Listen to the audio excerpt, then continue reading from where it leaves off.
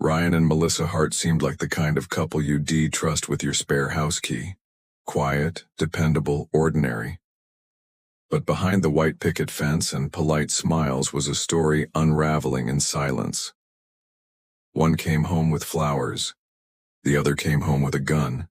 And by nightfall only one would walk out alive. Ryan and Melissa Hart were, by all appearances, the definition of a happy couple. Their lives fit neatly into the quiet, tree-lined streets of Linwood Heights, a peaceful suburb just outside of Portland. People who knew them often used words like stable, loving, and normal. They had lived in their two-story colonial-style home for almost 5 years, and during that time they had become familiar faces in the neighborhood. Ryan mowed the lawn every Saturday morning while listening to classic rock on his earbuds. Melissa liked to plant flowers in the spring, dahlias, sunflowers, and tulips. Together, they had built a life that seemed calm, reliable, and safe. Ryan worked as a high school English teacher. He wasn't flashy or charismatic, but he had a quiet way of connecting with people. His students liked him. He made corny jokes about Shakespeare and always had extra pens in his desk drawer. After school, he would stop by the coffee shop down the road, grab a black coffee, and sometimes grade papers outside when the weather was nice. He wore brown cardigans, read true crime novels, and kept his phone notifications on silent. Nothing about him stood out in a crowd, and that's partly what made him seem trustworthy. Melissa was a pediatric nurse at a local hospital. She worked the evening shift and was known for her patience and attention to detail. She kept her blonde hair in a neat ponytail and carried herself with the kind of quiet strength that made people feel safe. Her co-workers described her as focused, reliable, and private. She didn't talk much about her personal life at work, but she always remembered birthdays, brought in cupcakes on holidays, and volunteered to cover shifts when others couldn't. Together, they adopted a golden retriever named Max 3 years into their marriage. He became their shared project, their child substitute in a way. They had talked about having kids, but something always delayed the plan. Her schedule, his job, the mortgage. Still, no one saw that as a red flag. People assumed they were simply taking their time. On the surface, there were no obvious cracks. The Harts had couple friends they went out to dinner with once a month. They attended church semi-regularly. They hosted an annual barbecue in their backyard and made sure to invite the entire block. They were the type of couple who remembered to send thank you notes, who kept their garage organized, who waved at the mailman.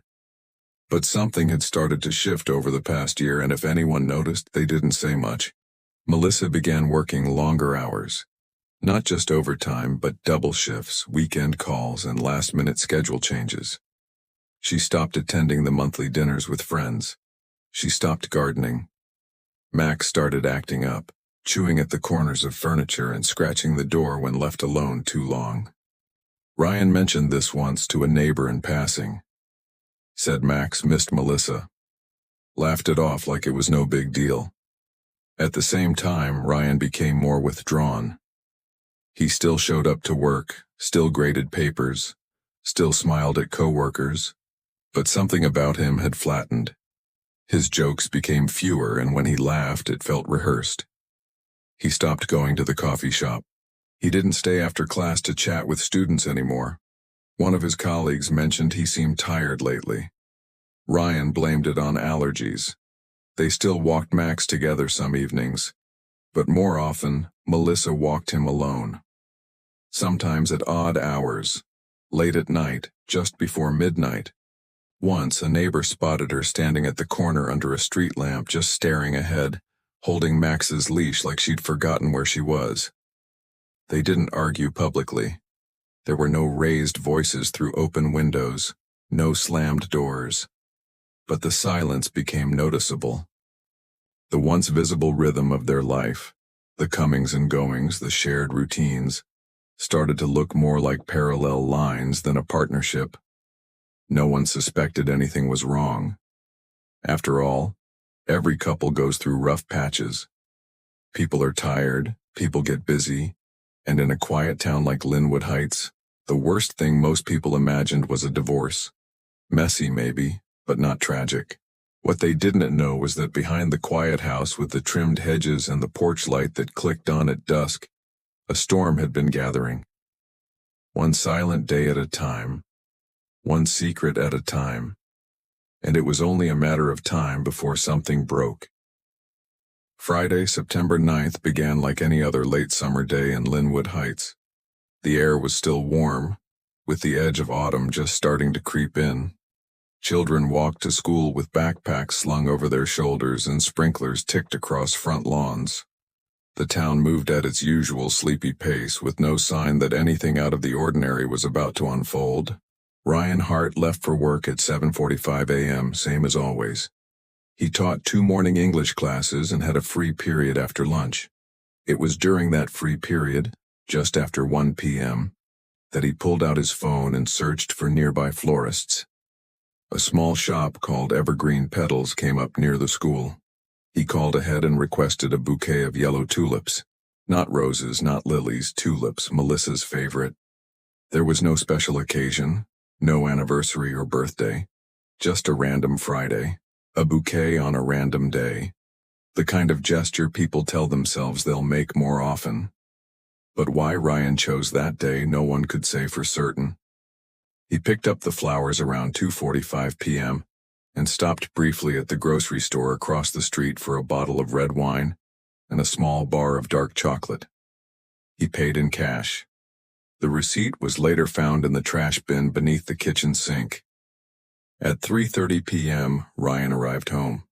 The house was quiet, Max asleep in his bed by the fireplace. Ryan placed the flowers in a clear glass vase, filled it with water, and set it carefully in the center of the kitchen table. He added the wine and chocolate beside them. Then, on a folded sheet of notebook paper, he wrote a short note. 8 words. Simple. Unremarkable. The kind of note you leave to say, "I still care," without really knowing what to say. He signed it, R. Afterward, Ryan went upstairs. He showered, changed into sweatpants and a t-shirt, and went into his office. His laptop was open. The browser history showed he checked his email and opened a private folder titled Archive. No one knows what he looked at in that folder. The contents were later deleted. Meanwhile, Melissa left work early. She told her supervisor she wasn't feeling well, and signed out at 4:42 p.m. Surveillance footage from the hospital garage showed her walking to her car. She didn't appear distressed or rushed. She wore her scrubs and carried no visible bag or belongings. By 5:30 p.m., she had entered the city limits of Linwood Heights. There was a 10-minute stop at a strip mall parking lot where she sat in her car with the engine off. Her phone records show no outgoing calls, no texts, just silence. What no one realized at the time was that she had left the hospital with something hidden beneath the passenger seat. A small, legally purchased 9mm handgun, still in its protective case. She had bought the gun 2 weeks earlier at a sporting goods store 30 minutes away. She passed the background check and completed the required paperwork. Her reason for the purchase, as noted on the application, was home protection. What protection she needed, no one knew. At 6:13 p.m., Melissa pulled into the driveway of their home. The house lights were on. The blinds were drawn. From the outside, everything looked normal. The Ring doorbell camera captured her stepping onto the porch. She was no longer wearing scrubs. Instead, she had changed into jeans and a light gray sweatshirt. But what stood out most was her hands. In her right hand was a gun. She didn't knock. She didn't ring the bell. She used her key and entered the home silently. What happened inside took less than 2 minutes. The next recorded sound came at 6:15 p.m. when Max let out a single, sharp bark, followed by a thud. The neighbors didn't hear it, or at least they didn't recognize it as anything alarming. The house remained still after that. No shouting, no footsteps, just quiet. Ryan never left the house again. The yellow tulips stayed on the table, unopened. The wine bottle remained sealed. The note stayed exactly where he left it, his handwriting neat, the ink slightly smudged at the edges. Later, when police entered the home, nothing looked out of place. No overturned chairs, no shattered glass, no signs of struggle. Only one thing stood out. A body at the bottom of the stairs, a fresh bouquet of tulips just a few feet away, and a gun nowhere in sight. The gun Melissa used that evening was a Sig Sauer P365, small and compact, easy to conceal. It had been legally purchased, registered in her name, and kept in a soft, zippered case. She had bought it at a gun store in Hillsborough, not close enough to raise suspicion, but not so far that it would be inconvenient. The receipt showed the date, August 26th, exactly 2 weeks before the shooting. She had used her own ID, provided all the correct documentation, and passed the background check without a single issue. No prior arrests, no mental health holds, no restraining orders. On paper, she was the last person anyone would expect to own a firearm. Melissa never told Ryan about the purchase. There was no mention of it to friends or co-workers either. It was a quiet decision, one she made alone. 2 days after buying the gun, she booked her first training session at a local firing range under a different name. She signed in as Mel Hart and paid in cash. The range didn't ask questions. She came alone each time, dressed in plain clothes, her hair tucked into a ball cap. She practiced for short intervals, no more than 30 minutes at a time. According to the range log, she visited 3 times in total. Each time, she brought her own ammunition. Her aim, the instructor would later report, was unusually precise for a beginner. At home, she hid the gun in the garage, tucked behind a box of Christmas decorations no one had touched in months. Ryan never found it. Or if he did, he never said a word. Detectives would later piece all of this together. The timeline, the receipts, the sign-in sheets at the range. And the question they kept coming back to was simple. Why? The initial theory was straightforward. Rage. Betrayal. A moment of emotional collapse. But the longer investigators looked, the more deliberate it all seemed. The forensic team examined the scene in detail. Ryan had been shot once, directly in the chest. The bullet entered just left of the sternum, passing through his heart. The shot was clean, fast, and fatal. There were no defensive wounds, no signs of a struggle. He hadn't seen it coming. That much was clear. The position of the body at the bottom of the stairs, one arm stretched forward, suggested he had been either descending or standing at the top when it happened. Based on the angle of the bullet, he had likely been facing her but not attacking, not moving toward her.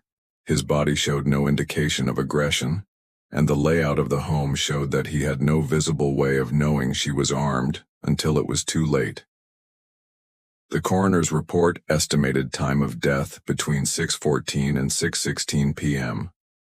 The tulips on the table, the wine, the note, all of it still perfectly in place. Melissa didn't stay in the house after the shooting. Surveillance footage from a nearby gas station captured her car heading east less than 15 minutes later. She stopped at a gas station 12 miles away, parked by the air pump, and remained inside the vehicle. When police arrived at 7:29 p.m., she didn't flee or resist. The gun was found in the front passenger seat, next to a half-full bottle of water and a pack of gum. The safety was back on. There was still 1 round left in the magazine. When officers opened the door, she didn't speak. She handed over her license and registration before they asked. Her hands were steady. Her voice, when she finally spoke, was calm. She didn't ask about Ryan. She didn't ask about bail. She simply said she wanted a lawyer. It didn't take long for the news to spread. By the next morning, headlines read, "Nurse arrested after husband found dead in suburban home." Reporters camped outside the neighborhood. Friends and co-workers were shocked. Some refused to believe it. Others admitted they had sensed something wasn't right, but never imagined it would end in bloodshed. To the outside world, Melissa had no motive, no history of violence, no signs of instability. But investigators knew that people didn't make decisions like this overnight. They don't buy guns and practice at shooting ranges just to act on impulse. They prepare. And as the pieces started to fall into place, one fact became unavoidable. Melissa Hart hadn't snapped. She had planned. The arrest of Melissa Hart sent ripples through the quiet community of Linwood Heights. Within hours of her being taken into custody, the image of the calm, capable pediatric nurse shattered in the eyes of those who knew her. As police continued their investigation, what they discovered next turned a tragic domestic incident into something far more complex. Detectives began combing through Ryan Hart's digital life, starting with his laptop, which they recovered from the office upstairs. Initially, they were searching for signs of conflict, arguments, threats, any indication that violence had been brewing between the couple. What they found instead was an encrypted folder labeled Archive, buried deep within a hidden directory.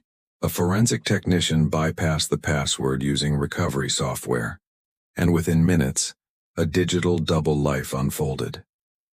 Inside were hundreds of emails, text message screenshots, and saved photos, evidence of a year-long affair between Ryan and a woman named Danielle Moore, the mother of one of his former students.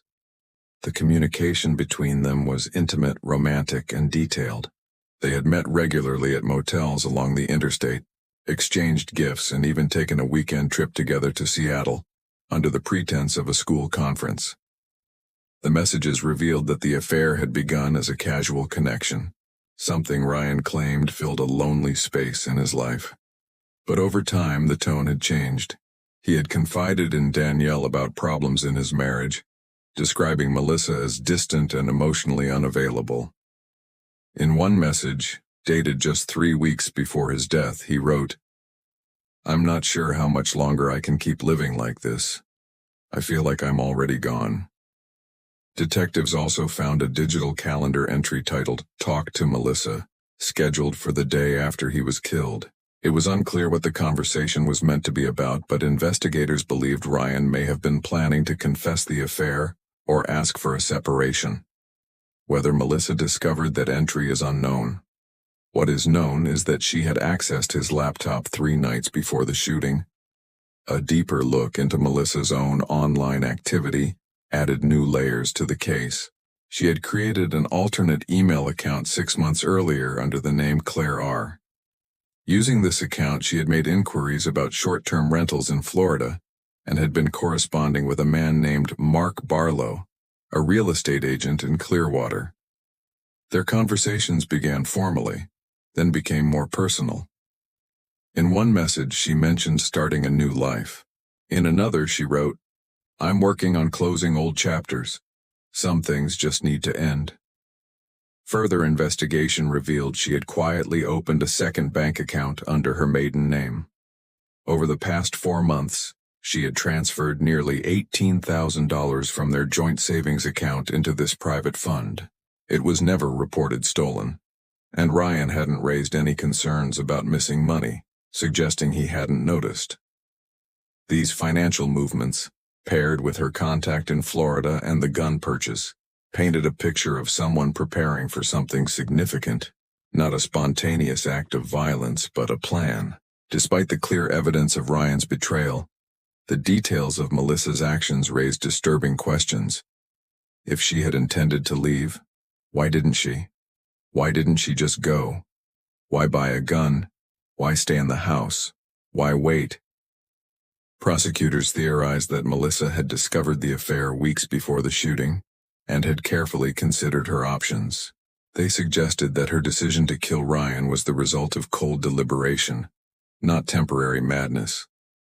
The flowers on the table, they argued, may have been the final insult, a gesture of guilt that arrived too late to matter. The defense painted a different picture. They argued that Melissa was the victim of emotional neglect and long-term manipulation. They claimed she had endured years of quiet suffering, only to be broken by the ultimate betrayal. Her lawyer suggested that Melissa hadn't planned to kill Ryan that night, but that something in her snapped when she saw the flowers, the note, and the illusion of love he tried to maintain. What neither side could fully explain was the calmness of her actions before and after the murder. No frantic escape, no phone calls, no attempt to hide. Instead, she had driven away with the gun beside her, stopped at a gas station, and waited. As the evidence mounted and more details surfaced, the image of the Harts as a perfect couple dissolved completely. Their marriage had become a web of secrets, both of them leading separate lives under the same roof. The question no one could stop asking was no longer, why did she do it? It was, how long had she been waiting to? Melissa Hart's trial began 5 months after the murder.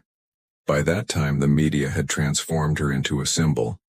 Depending on who you asked, she was either a victim driven to the edge or a calculating woman who had quietly planned the perfect crime. Outside the courthouse, protesters gathered with signs. Some read, "Justice for Ryan." Others read, "Free Melissa." Inside, the courtroom was tense, heavy with silence. The prosecution presented a case built on precision and premeditation. They detailed the gun purchase, her training sessions at the shooting range, and the secret bank account. They played the gas station footage, pausing to highlight Melissa's calm demeanor as she sat in her parked car after the shooting. They showed jurors the digital folder where Ryan had stored hundreds of private messages with his mistress, and pointed to Melissa's access to his laptop days before the murder. The timeline, they argued, was exact. The choices, deliberate. Melissa's internet history included searches like, what happens if you shoot someone in the chest? How long does gunpowder stay on hands? And laws for self-defense in Oregon. These searches, prosecutors said, were not the work of someone in emotional distress. They were steps in a plan. The tulips became a centerpiece of the prosecution's narrative. They argued that the flowers were a peace offering Ryan never got the chance to explain, that the note he left, just 8 words long, was a simple gesture of regret or love, and that Melissa had read it, then walked upstairs and ended his life with no warning and no hesitation. The defense countered with a narrative of emotional erosion. They described Melissa's marriage as quietly toxic, filled with long silences, subtle manipulations, and emotional isolation. They argued that while Ryan never raised a hand, his betrayal cut deep after years of trying to be the perfect wife in a one-sided marriage. They admitted Melissa had purchased the gun and practiced using it, but claimed she had done so out of fear. Fear that something was wrong in her life and that she needed to protect herself even if she couldn't name the danger. They leaned on the affair, pointing out the photos, the travel receipts, the emails in which Ryan had called Melissa cold and unaware. They introduced evidence showing she had been in therapy for 6 months, dealing with anxiety and insomnia. Her therapist testified that Melissa often expressed a sense of being invisible, of drowning in routine, and that she had cried in sessions after discovering the betrayal. Still, there was no clear answer to the most important question: why didn't she just leave? That question lingered throughout the trial. Melissa's own testimony, which lasted only 1 day, offered little clarity.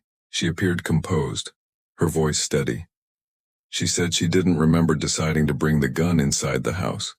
She said she found the flowers and note, and then everything felt like a blur. She remembered the shot, but not what led up to it. Her tone never changed, and her words, though carefully chosen, lacked emotion. To the jury, it was hard to tell whether this was shock or control. The deliberation took 2 days. In the end, the jury returned with a verdict of guilty of second-degree murder. It wasn't premeditated enough for first degree, they said, but it wasn't manslaughter either. Melissa had made choices, clear, methodical choices, and they couldn't ignore that.